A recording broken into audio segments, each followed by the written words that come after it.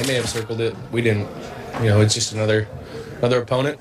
Now it's over. It was good to get the win. Now we're looking forward to the Jets. It's just another win for us.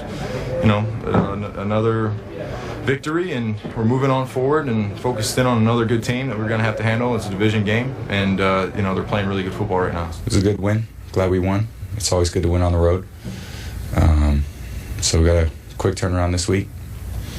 Division game, so it'll be fun. It's just another win. The Patriots lead the AFC East at 5-0, and the Jets are quietly one game back at 4-1. They face each other in Foxborough on Sunday. That'll be fun. Skip, what chance do you give the Jets this weekend? Stephen A., before yesterday, I gave the Jets not much of a chance against the Patriots in Foxborough, but I was looking ahead to December 27th at the Jets. And I thought, that's a game the Patriots could lose. But one thing happened yesterday that did give me cause to pause. Okay. I'd said going into the year that I boiled down the AFC East this way. The Patriots have Tom Brady and nobody else does. Nobody else really had a quarterback going into the season. And yesterday, you know how much I love me some QBR. Ryan Fitzpatrick, albeit against the Redskins, had a QBR of 99. That's one short of 100, which is perfect. Yeah. I don't know how, because he did throw an interception, so I'm not sure how it all broke down, but he ran very effectively, ran for a pretty big touchdown. And obviously, they were in some trouble at halftime, and all of a sudden they exploded on the beat-up, maybe decimated Redskins and blew them out in the second half. But Ryan Fitzpatrick has played well enough, and I knew he was pretty, I told you before the year, he's pretty good. He's all right. He's all right. He's all right. But he's played better than all right. He has. So far. Yeah. And if he plays to better. that level, yeah, a little bit better. If he plays to that level at Foxborough, they will hang in this game. And yet, I still think I love the way the Patriots immediately moved on last night. And I'm sure Belichick lectured them quickly in the locker room before the media entered and said, we have moved on to the Jets. And that's what I want everybody in this locker room to say.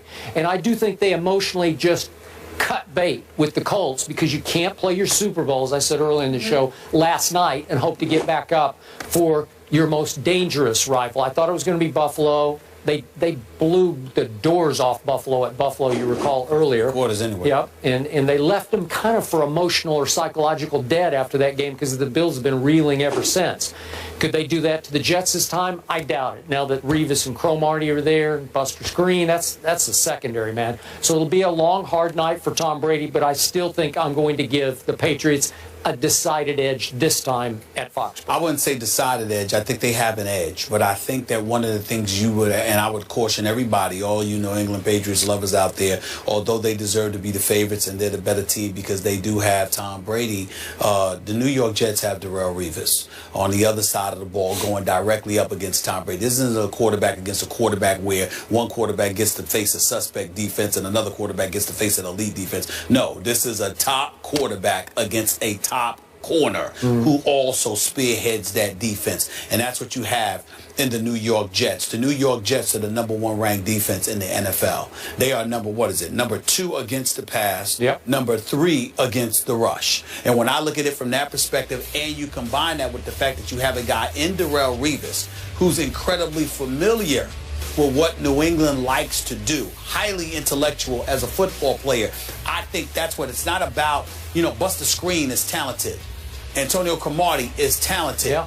But Darrelle Revis is not only elite, but he's familiar with what New England wants to do, because he didn't play for them 3 years or 4 years or 5 years ago. He was on the Super Bowl championship team, the reigning defending Super Bowl championship team that just beat Seattle this past February. Not to mention the fact they hadn't won a Super Bowl in a decade until they acquired Darrelle Revis, the ultimate mercenary in football. So when we look at it from that perspective, then you got Sheldon Richardson back, who was in the midst of things yesterday. You've got a pass rush with him, with Williams, with Copeland, with all of these, with Muhammad Wilkerson and these guys. There is no question that they could put some potential heat on Tom Brady, not to mention the fact that David Harris's of the world and others are going to find themselves in a position where I'm not saying they can pull it off, but if anybody's capable of covering Rob Gronkowski, of covering Edelman and Amendola and those boys in their system, it would be these New York Jets. So it's one of those situations where I expect the Patriots to win, although I anticipate a hard-fought, relatively low-scoring game, you know, because I can't see Ryan Fitzpatrick being but so effective against New England. Brandon Marshall's having a good year. Eric Decker's back on the field. Ryan Fitzpatrick has surprised me, Skip. I know he's got like a 76 QBR. He's got, what is it, like 7 touchdowns, and I think it was like 4 interceptions. Actually, 9 touchdowns and 7 interceptions on the year. But what is completed about 62% of his passes. What's really surprised me about Ryan Fitzpatrick, who's been around for quite a while, the beard has him looking old and all of this other, he could actually run. And I'm surprised. I've been pleasantly surprised by his ability to run a football. So I expect a hard-fought game. Wouldn't even surprise me if the Jets win. But I think going into the game, because it's in Foxborough and because it's Tom Brady, I think that you have to give New England an edge, but we reserve the right to change our mind by Friday, and I think this is going to be I think it's going to be a tough match. Okay, last really point. Sure. Remember, just as Revis got to look up close and personal at Tom Brady, Brady and Belichick got an inside look at Darrelle Revis last year too. Good point. That's true, and the whole thing is, we've only really seen the Jets for one road game this year, and that was at Indy, second game of the season. Remember, the road game against Miami was in London. So this is their first real road game of the season, as far as I'm concerned. The Jets have now matched their win total from last year, and you guys probably didn't see it because of the games, but 60 Minutes did a great piece on Darrelle Revis. Talk about highly intelligent businessman. It's awesome. It's online right now. He knows what he's doing. The Eagles have dominated the rival Giants recently, so will that trend continue on Monday Night Football? I think not. We pick that game next. Don't miss Monday Night Football when Eli and the Giants face Chip Kelly in the division rival Eagles. That's tonight at 8:15 Eastern on ESPN.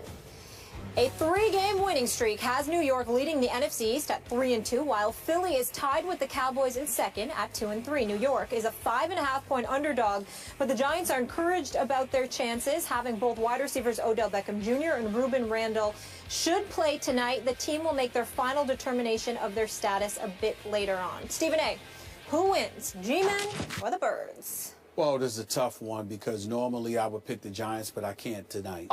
I have to pick with the Philadelphia Eagles, and here's why. Odell Beckham Jr., hamstring. I don't think he's going to be 100%. Victor Cruz isn't even traveling. Prince Amukamara will not be there at the cornerback slot. You've got a few pivotal injuries going up against Philly at Lincoln Financial Field in Philadelphia. If those guys were healthy, I would not hesitate. I certainly wouldn't go against my sister Linda, who is the biggest diehard Giants fan that I know, who is sitting there probably cussing me out as we speak because I had the temerity, the unmitigated gall to pick against her Giants, but I think it is necessary in this particular situation in the interest of honesty. You understand? Really? And the courage of my convictions. Unfortunately, boy, I hope I'm wrong, but I think the Eagles are going to win tonight. That's your head speaking, right? Yes. Okay. Not the voice in the stomach. Injuries. I'm going to admit to you, I am picking strictly with my heart and not my head because I need the Eagles to beat your Giants for the sake of my Cowboys.